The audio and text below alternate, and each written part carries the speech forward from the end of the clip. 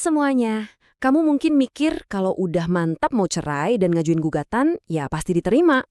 Eits, tunggu dulu. Gimana kalau saya bilang gugatan kamu itu bisa aja ditolak mentah-mentah sama pengadilan? Yap, nggak semua gugatan cerai itu mulus. Nah, di sini kita bakal bedah tuntas kenapa itu bisa terjadi. Ini nih pertanyaan kuncinya.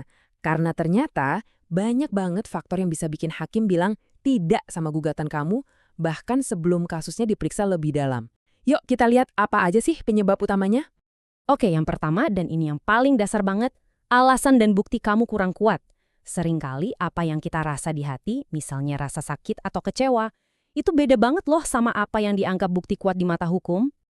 Alasan-alasan kayak udah nggak cocok lagi, pasangan saya cuek, atau kami sering banget berantem, kedengarannya valid ya buat kita ya. Tapi di pengadilan, alasan kayak gini dianggap terlalu umum. Hakim itu butuh bukti yang konkret, yang bener-bener nunjukin kalau pernikahan itu udah nggak bisa diselamatin lagi, bukan cuma karena emosi sesaat. Nah, di sini nih bedanya. Kamu boleh aja merasa nggak cocok lagi, tapi pengadilan bahkan nanya, nggak cocoknya gimana? Apa buktinya?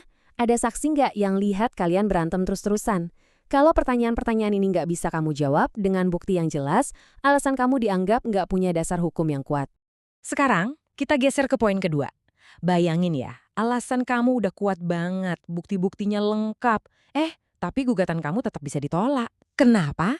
Cuma karena kesalahan teknis yang kelihatannya sepele. Dalam istilah hukum, ini namanya cacat formil. Ini tuh kesalahan dalam prosedur atau format dokumen. Dan ini nih yang bisa bikin semua usaha kamu jadi sia-sia. Nggak peduli sekuat apapun alasan perceraianmu. Hal kecil yang dampaknya besar banget. Dan ini contoh cacat formil yang paling sering kejadian. Salah alamat pengadilan. Simpel banget aturannya. Kalau kamu muslim, gugatannya ke pengadilan agama. Kalau non-muslim, ke pengadilan negeri. Kalau sampai ketukar, otomatis gugatan kamu bakal ditolak mentah-mentah di awal. Terus, isi gugatan kamu itu nggak boleh ngambang atau abu-abu. Harus jelas dan detail. Ceritain kronologinya gimana, masalah utamanya apa, kapan kejadiannya. Gugatan yang isinya cuma keluhan umum biasanya nggak akan diproses lebih lanjut. Baik, kita masuk ke kategori ketiga. Dan yang ini mungkin bakal bikin kamu kaget. Gugatan bisa ditolak bukan karena salah tulis atau kurang bukti, tapi gara-gara kelakuan kamu sendiri sebagai penggugat.